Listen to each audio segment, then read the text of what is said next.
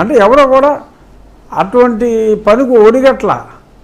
సరే ఈయనకంటే ప్రతిపక్ష హోదా ఇవ్వలేదు, ఆ మిగిలిన 10 ఈయన ఏదో రిజైన్ చేస్తాడు, ఏదో అవుద్ది. ఆ మిగిలిన 10 మందిని ఎందుకండి పాడు చేయటం?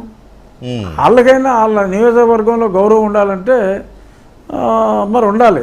డెఫినెట్గా జగన్మోహన్ రెడ్డి గారికి పార్టీ అధ్యక్షుడిగా ఉంటూ పార్టీ అధ్యక్షుడు పదవీ కాలం గురించి కూడా కనీస అవగాహన లేని వ్యక్తులు చుట్టూ ఉన్నప్పుడు ఇందులో ఈ రూలు మీద వాళ్ళకి అవగాహన ఉంటుందని చెప్పి నేను పొరపాటును కూడా అనుకోవట్లా. వాళ్ళకే తెలియదు డెఫినెట్గా. అందుకే దీన్ని కూడా బహిర్గతపరిచింది, క్లియర్గా ఉంది, వాళ్ళు చదువుకోవచ్చు. సో కాబట్టి మరి ఆయన అది పోగొట్టుకుంటారా, లేదు కేవలం అసెంబ్లీ సభ్యత్వం నిలబెట్టుకోవడం కోసం వచ్చి కబడ్డీ అనుకుంటా సంతకం పెట్టి వెళ్ళిపోతారా? లేదులేండి, ఆ విషయంలో నాకు మాత్రం ఎలాంటి సందేహం లేదు. ఎందుకంటే ఆయన ఒకసారి మాట అన్నాడంటే వెనక్కి తగ్గడు. 2014-19 రెజ్యూమ్లో కూడా 2 ఏళ్ల ముందే నేను అసెంబ్లీ నుంచి వెళ్ళిపోతున్నానని చెప్పి వెళ్ళిపోయాడు. మళ్ళీ పదవి పోద్దానో ఎమ్మెల్యేగిరి పోద్దానో లేకపోతే నెల జీతం రాదని మళ్ళీ వచ్చి సంతకాలు పెట్టలా.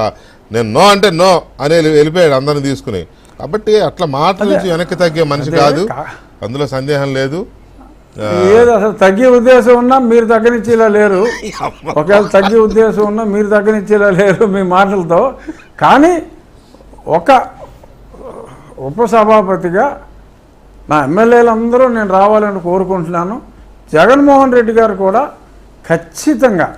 ఖచ్చితంగా ఈసారి ఎంతసేపు మీడియా సమావేశాలు పెట్టి ఎన్ని రోజులు మాడతారు, ఈసారి డెఫినెట్గా వచ్చి శాసనసభకు వచ్చి మీరు మాట్లాడాలనే మీరు ఉపసభాపతిగానో సభాపతిగానో సరే ఏదైనా ఒకటే అనుకోండి. కొంచెం ఆయనకు సభాపతిగా ఆయనకి ఎక్కువ ర్యాంక్ ఉంటుంది, మీకు నెక్స్ట్ సెకండ్ ర్యాంక్ మీరు.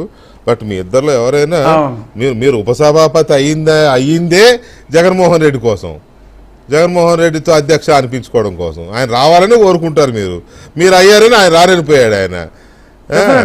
కాబట్టి మరి ఈ 2